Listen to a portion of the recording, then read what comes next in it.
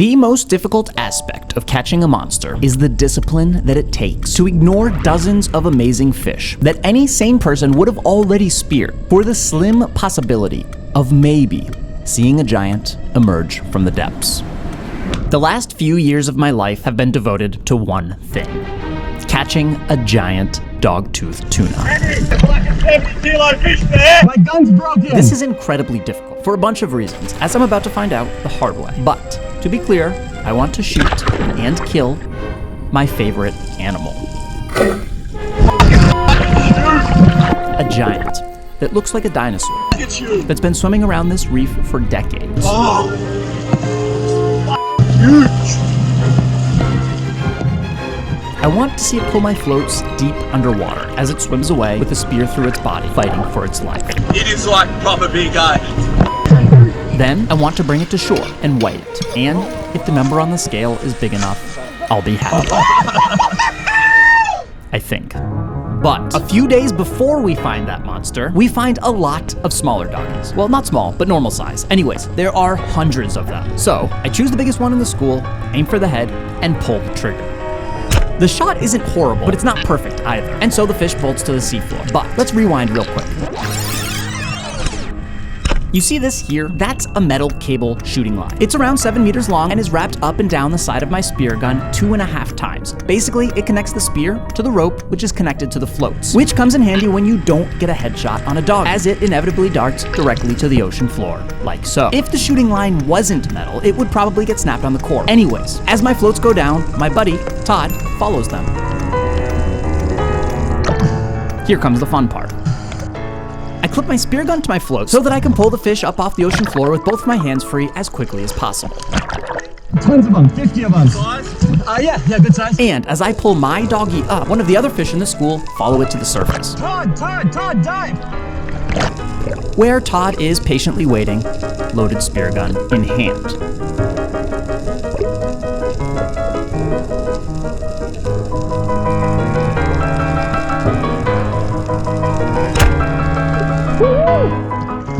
Nice, good shot. His floats go down, and the whole process starts all over again. As expected, my shooting line did get a little mangled on the coral, but it didn't break. Anyways, after each fish gets stabbed in its respective head, we load them onto the boat.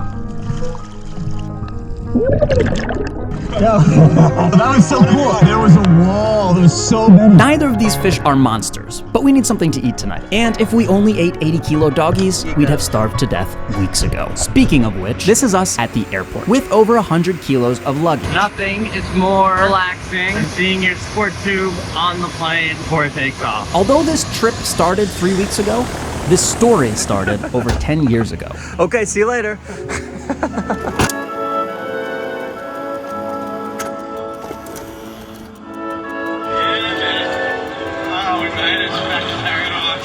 Does this guy look familiar to you? He should, because that's Todd. Remember from earlier in the video?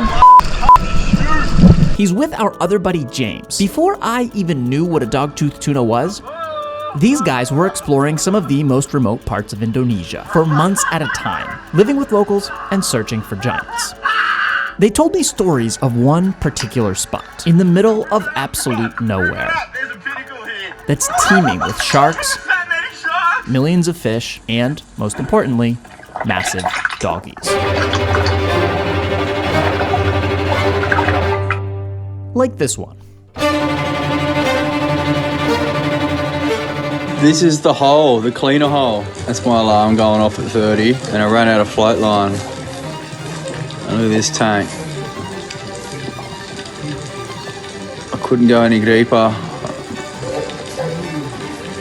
And it stops, turns around, looks at me. I'm like, fuck it. Bang. Hit it sweet, but not full peno. Woof. That's the hole, boys. Anyways, because it's a pain in the ass to get to this spot, and because life tends to get in the way, they haven't returned here for almost a decade. And although James can't join on this trip, Todd has generously agreed to take us to his legendary secret spot that's teeming with giant monster world record-sized doggies. Except for one thing. He doesn't remember exactly where on the island they went all those years ago. So, back in Australia, a jealous, albeit helpful, James is sending us screen recordings from his old GoPro footage to try and help us locate where to go. That's where you turn, fellas, at the greenhouse, and then you'll see the islands run down there. Fucking deadly. My goodness.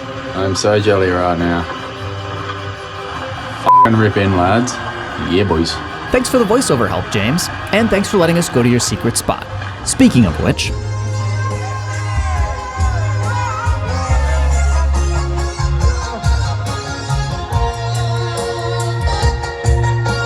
most of the 17,000 islands that make up the country of Indonesia do not have airports, including this one. So we spend the next few days traveling from pickup truck to ferry to pickup truck to ferry. Yes, thank you. With our 100 kilos of luggage. The locals are super friendly. Selamat pagi. Foto. Halo. Halo, Mister. Hello. The food is super delicious, and I am super sweaty.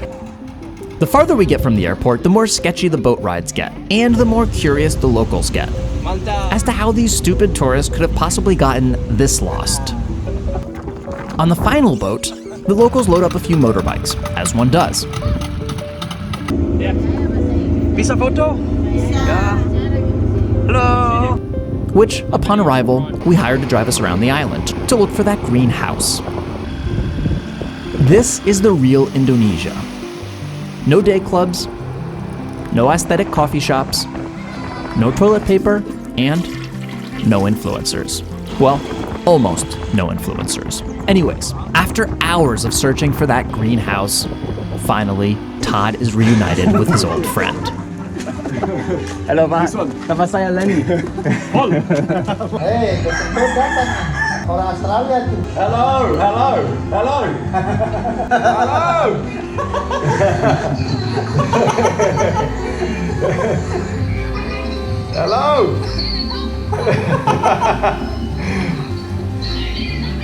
Mr. Todd. That evening, we go to sleep dreaming about doggies and about not having to share a bed with 3 grown men.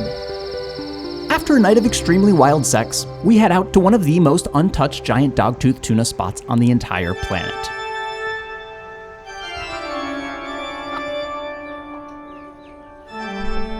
We'd built this place up in our minds so much and traveled so far, but just because there are some of the biggest doggies in the world around here, it doesn't mean that you're going to see them. Wow, that's amazing. It's so full of life. Holy shit.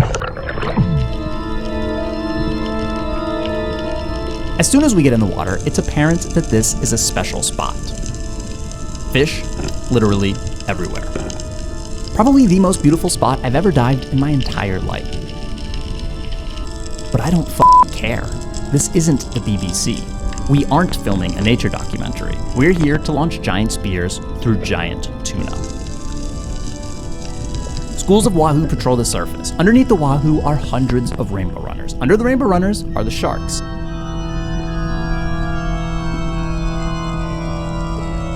And under the sharks are literally every species of fish found here in Indonesia. Except for one. To be fair, there are some doggies around, but not the giants we're expecting.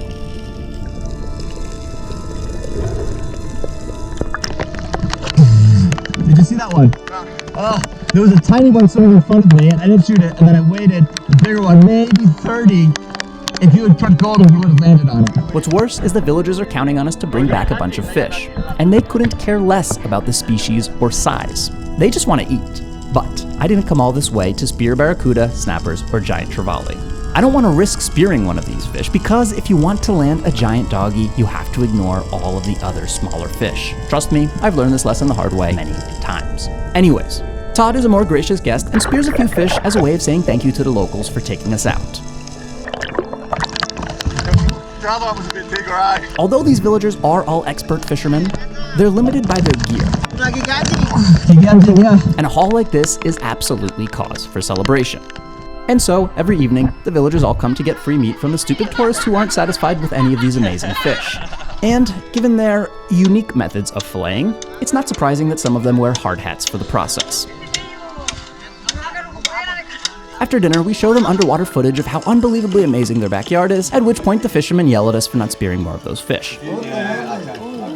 This goes on for 3 full days. But regardless, we aren't getting lucky here, and we all agree that it's time to leave. 3 days, 4 flights, 5 ferries, and dozens of pickup trucks later, I decide to hang back in the city for a few days while Todd and Paul head on to the next spot without me. After such a disappointing first leg of the trip, I honestly don't feel like I'm gonna miss out on much action. I want to be there.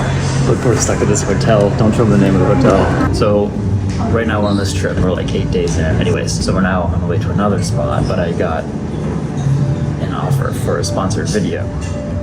Okay, so basically, I took a break from the trip. I'm in like a nice hotel in the city in Indonesia, so I can film the ad and upload the video. The guys went on to the next spot, and right now, they're just sending me photos of big doggy after big doggy after big doggy. But right now, I'm sitting in a fancy hotel eating an omelet because want to give me a bunch of money to sponsor a video. I just kind of feel like a YouTube prostitute right now. I basically just sold out on catching big doggies for money. I'll show you the photos. They just sent this 5 minutes ago. See that shit? I'm happy for him, but sad for me. Yeah, so hopefully this is like a segue onto me going over there day after tomorrow and then finding them again. If not, then this probably won't even make it into a video. Maybe it will. I don't know. All I know is that I wish I was there.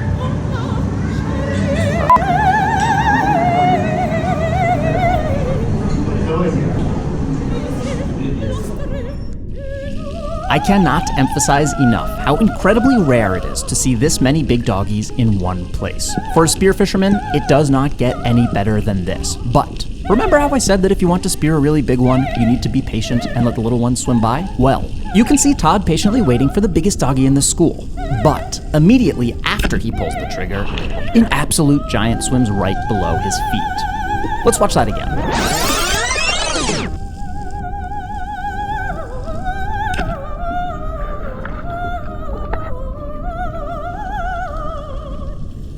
After seeing one of its buddies get speared, you would think that that big doggy would be gone forever. But on his way back up to the surface, even more doggies school around him. Dive, Hutch, Hutch, dive. Hutch, dive, Hutch, Hutch, Hutch. They're swimming around the fish. And remember how, when I speared that other one earlier in the video, its curious buddy followed it up to the surface before Todd dove down and shot There's it? a big one swimming around the fish. Well, that exact same thing happens here. Dive on it, Hutch. Dive on it. There's big ones on it. There's a big one next to it. Dive. And so Paul dives down and pulls the trigger. Moments later, his floats are jerked below the surface.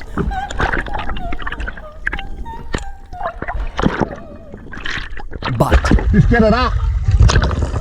Give me your gun, give me your gun, give me your gun. Virtually all doggies try to find refuge on the ocean floor after being speared, which usually ends up with them getting tangled on the bottom before tearing free. On the bottom. Is he on the bottom? Fuck. You've got him off. Go, pull, pull.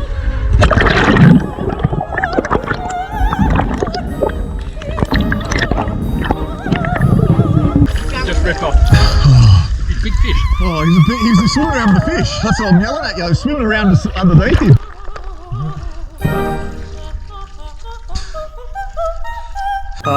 I'm still stuck in the city because there's only 3 flights a week to get to this island. And yeah, I've uploaded this video and I'm gonna get the money from Thanks again for sponsoring that video, but fuck, I'm gonna read some messages from Todd about the conditions of spearfishing today and try not to cry.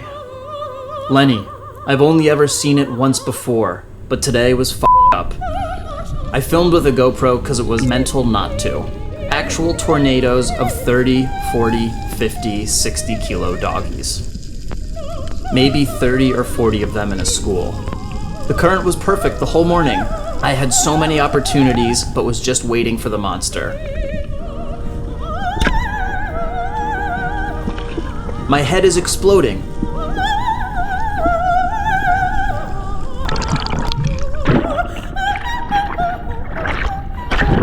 My first drop, I actually could not believe what I was seeing. I didn't shoot anything, I just watched and took it all in. The fish in the school were like 40 to 50 kilos. I didn't see any small ones and came up screaming.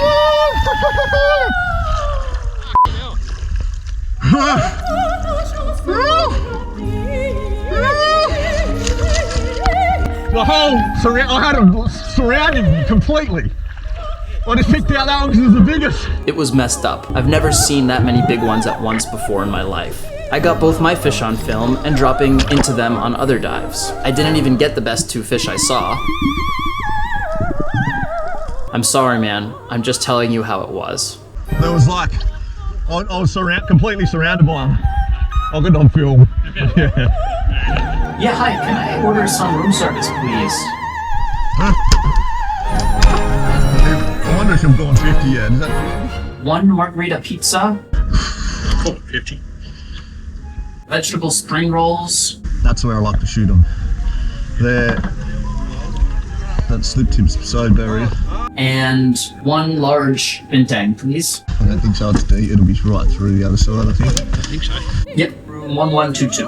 Okay, thank you. Thank you. Strong fish. Look at that. It's ripped it straight through it. Hutch lost a 60 or 70 kilo one. Both his floats disappeared for like 20 seconds.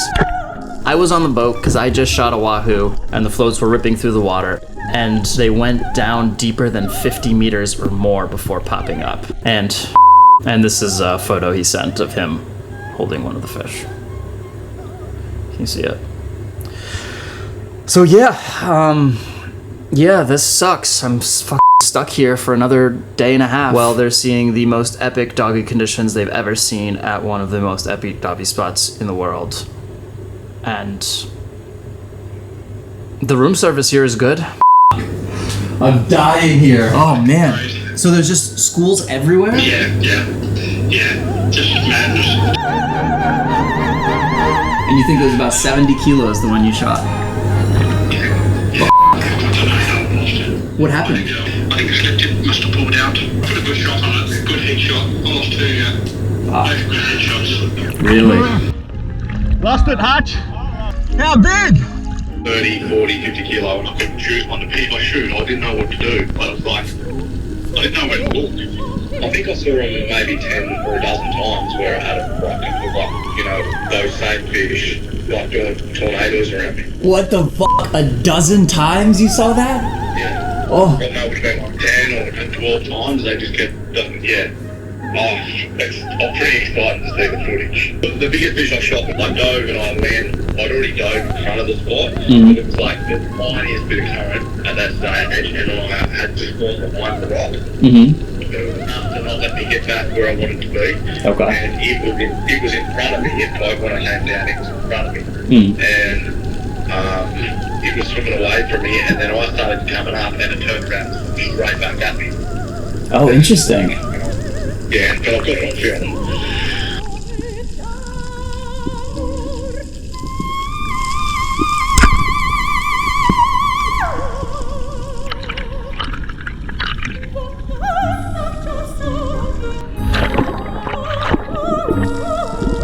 Hutch!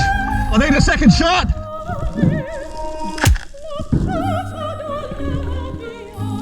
Mate, it's pulled me. Slip tip was about to pull out. That's crazy.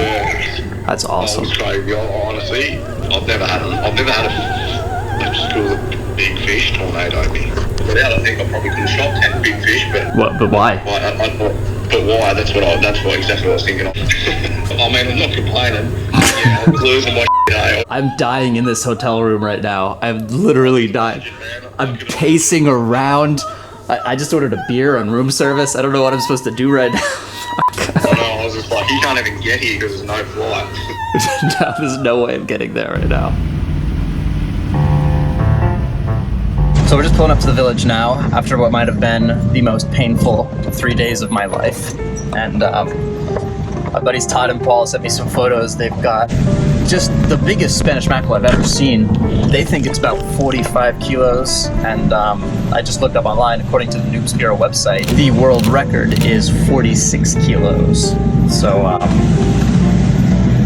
yeah, I've got the scale. They don't have a scale, so I'm arriving just in time to weigh this fish. And see if it is actually a freaking world record. Which, again, will be happy for them, but also kind of dying inside for myself like I have been for the past 3 days. Wow, that's huge. Man, that's so fat. It's only 32 kilos. Is that it? 32.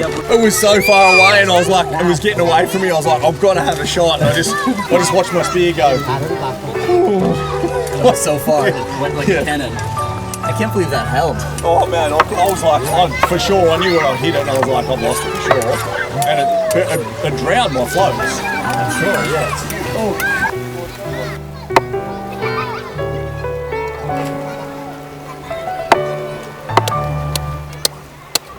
Hell hath seen no fury like me, having missed out on multiple days of big tuna fishing because I'm stupid. Remember how I said you need to ignore the smaller fish if you want to land a monster?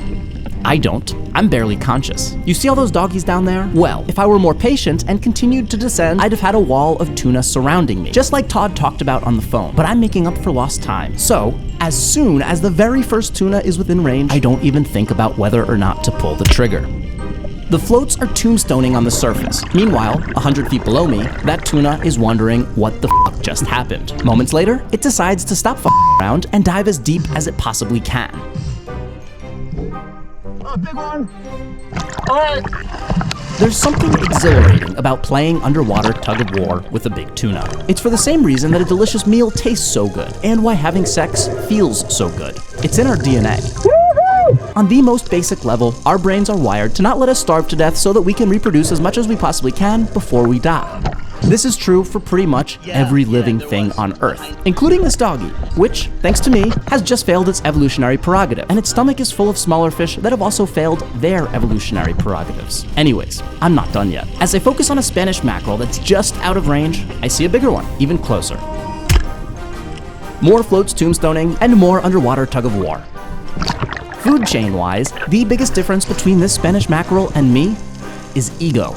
As far as I know, humans are the only animals with an ego. There probably is an evolutionary reason for its existence, but I can't figure it out. It's why bodybuilders feel the evolutionary desire to be fit, and proceed to spend ungodly amounts of time looking at themselves in the mirror while lifting things up and down so that they can eventually paint themselves brown and pose naked in front of a bunch of strangers. It's why models feel the evolutionary desire to attract mates and reproduce, and proceed to make a career out of posting photos of their ass on Instagram for a bunch of strangers to stare at. None of whom she'll ever actually reproduce with in real life. And it's why fishermen like me enjoy posing for photos of their fish. I guess my point is, humans f***ing love to pose for photos. Anyways, I'm still not done yet. This Spanish is clearly bigger than the last one.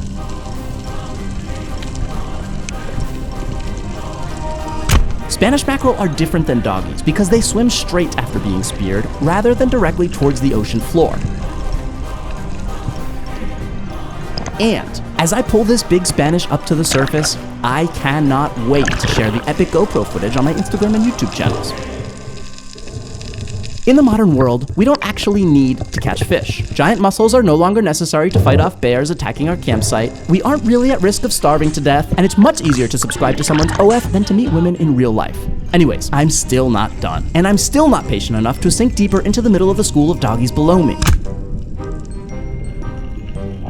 More tombstoning, more tug-of-war, more awesome footage. I often think about the cave paintings our ancestors made. Maybe they wanted to show their fellow tribesmen how brave and strong they were. Maybe they wanted to show their fellow tribeswomen how good they were at providing. Or maybe they were just inspired to be creative. Come to think of it, I'm happy that cave paintings exist, even if some ego was involved in their creation. I guess what I'm really trying to say is, don't forget to smash that like and subscribe button. Back on shore, as you can see, this is a lot of fish. I'll eat some of it, and the locals will gladly eat the rest. The meat is extremely healthy, not to mention delicious. Sashimi is my favorite food in the entire world. And these fish lived a much better life than the unlucky cows and pigs and chickens that end up on the shelves of grocery stores. Of course, not a single scrap will go to waste. And if it did, I wouldn't have speared them. But make no mistake, this isn't being done for sustenance. I like sashimi, but I crave adventure. And I also want to catch a giant tuna that I can tell everyone about on my Instagram page or YouTube channel or on the wall of my cave. Speaking of which, now that my brand deal fueled bloodlust has been somewhat satisfied, I make a promise to myself to be more patient the next day.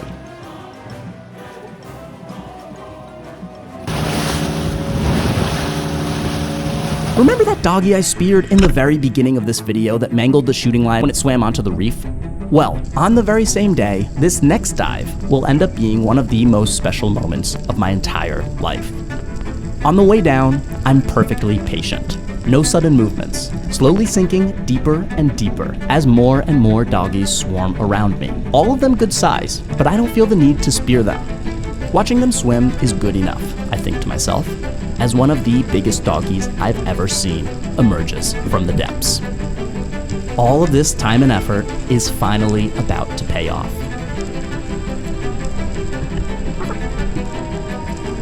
And when I pull the trigger, my shot placement is perfect. But as the fish swims off, something's not quite right. A fish this size should easily sink both my floats so deep that I can't even see them, but they don't even submerge the slightest bit. Which can only mean one thing.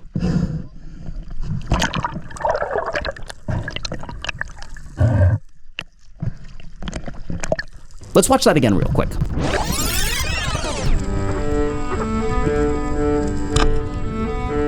You can see here that the line from my spear gun kind of tangled on itself, and you can see that the spear didn't penetrate all the way through the fish as it swims off. What happened was, after that other doggy mangled my line on the coral, when I pulled the trigger on this one, the damaged plastic coating on the line, here, hooked onto the rest of the line that was neatly wrapped underneath the gun, which killed the velocity of the spear and didn't allow it to penetrate fully through that tuna. This was one of the most devastating moments of my entire life. I really don't have anything else to say about it. Big doggies like that are incredibly rare, and I f***ed up.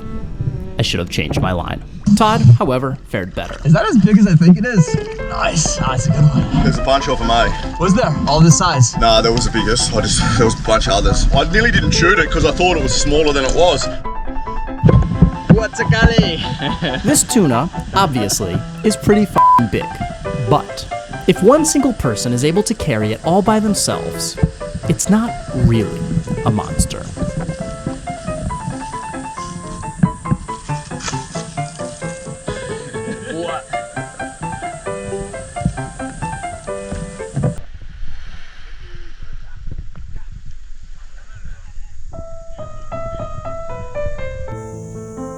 More often than not, for some reason, we tend to find the biggest fish at the end of our trips. Like this one.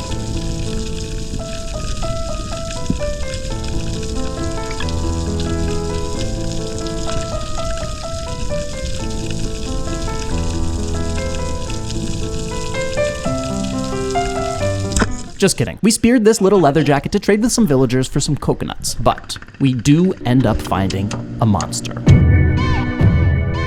My GoPro doesn't do it justice, but this is downcurrent.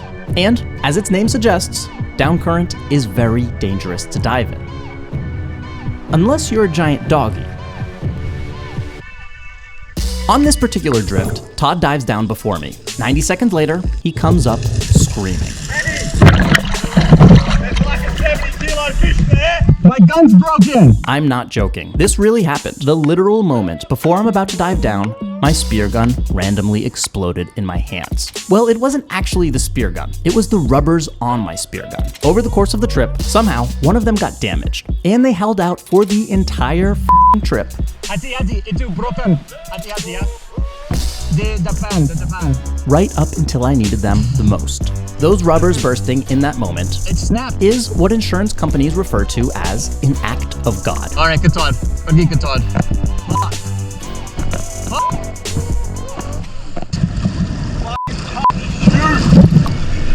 Why didn't you shoot it?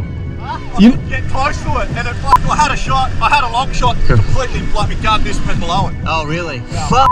It's huge. Let's go. Cepat. Pergi kapal cepat. It was like the most perfect dive ever. I saw the rainbows, wave surgeons, dove, but it was like there the whole time, and I was trying to kick towards it, and it stayed there, came in, stayed there, and I was like, I'm gonna have to have a long shot here. Fuck. It was still there when you missed? Did it hang out? Yeah, it just like went down deep, but it's it is like proper big game. It's fucking huge. Oh, it's fucking huge. It was only one fish.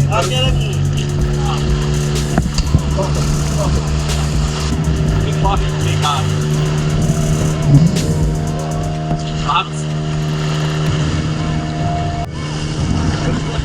Directly underneath it. I was like, this wouldn't come the extra distance. But if I had been in front of it, mate, it would off. Was it deep? How deep were you? 15. Was there only one or a bunch? Only one. Anyways, there's still a chance that that doggy stuck around, so we head back up current to have a look. I've now got my buddy Paul's extra gun, but before I even have the chance to dive, I hear a distinct woohoo in the distance. Preceded by Todd, his floats, and his now unloaded spear gun being towed right past me.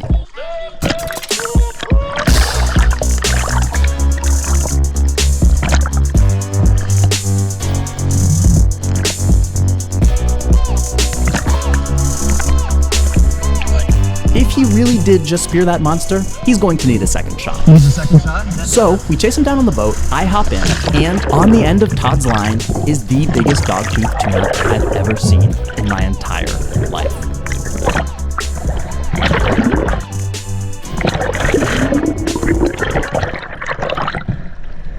Give me the hand. I've got a good shot on that, but... Check for me. Huh? I'll keep getting it off and then it's going back down. You might have to just check my shot. Okay. Holy shit, that's good.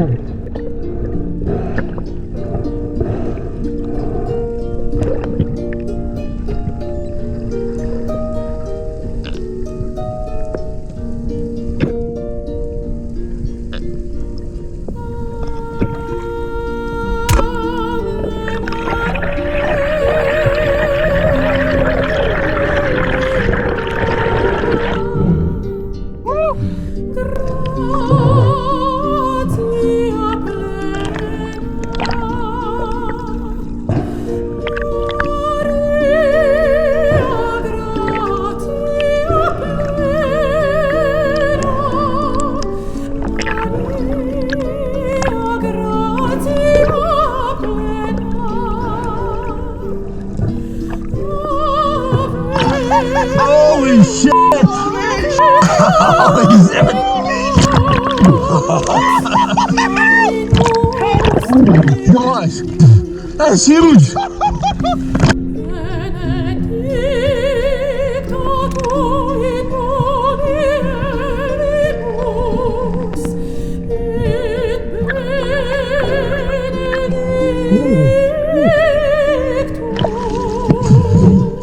That's the biggest dog I've ever seen.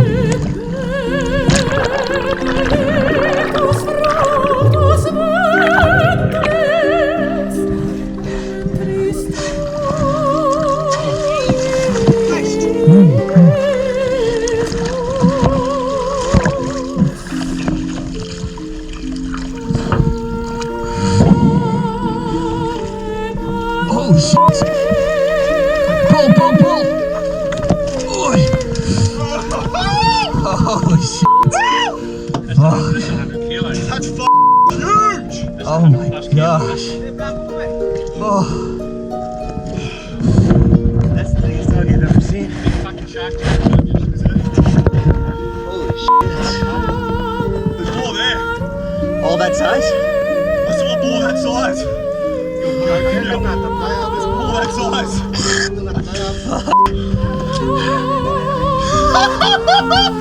Look at that f***ing head on that thing! 100 kilos is 220 pounds. If Paul's right, this fish might be a contender for the world record, which is 240 pounds. But we can't be positive until we bring it to shore and weigh it. Kraken guns, boys! This thing's an absolute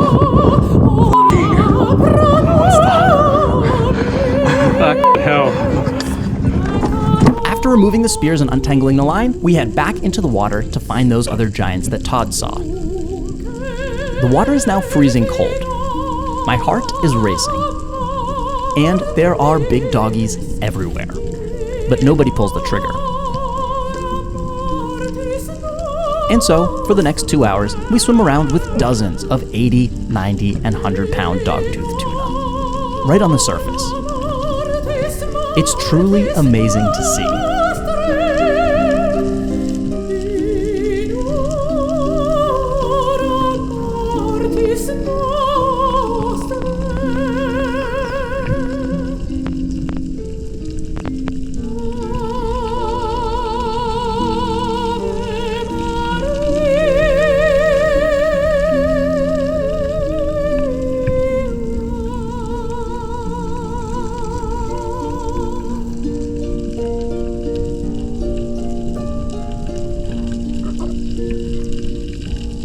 What do you think, Todd? What do I think? I just can't even believe what just happened. Really? Look at this thing.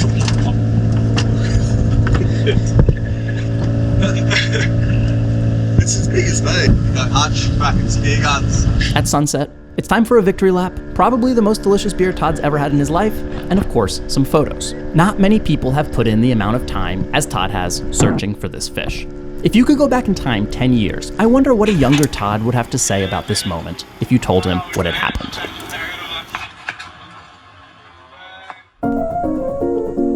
Back on shore, it takes 3 full-grown men to carry it up the beach. And even more fully grown men to hoist it up onto the scale.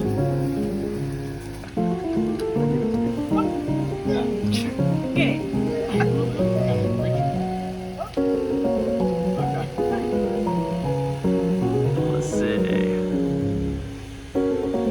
78.5. Genuine, it's as big as me. 78.5. 82 centimeters. Fuck. It's literally the exact same size as me. Okay, so it's not really even close to the world record, but still, an amazing fish, and one of the biggest doggies that's ever been speared. After filleting the fish and salting the meat, we keep the head, hang it over the fire, and proceed to eat absurd amounts of fresh, lean, delicious protein.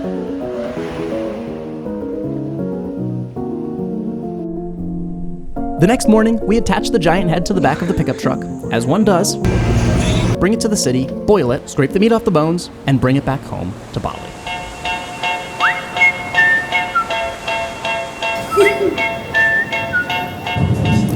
So where did you spear this tuna? Pick it up so people can see like the scale. Now, can you drop it in slow motion? Yeah, you'll see a grown man cry. That is crazy. What do you think?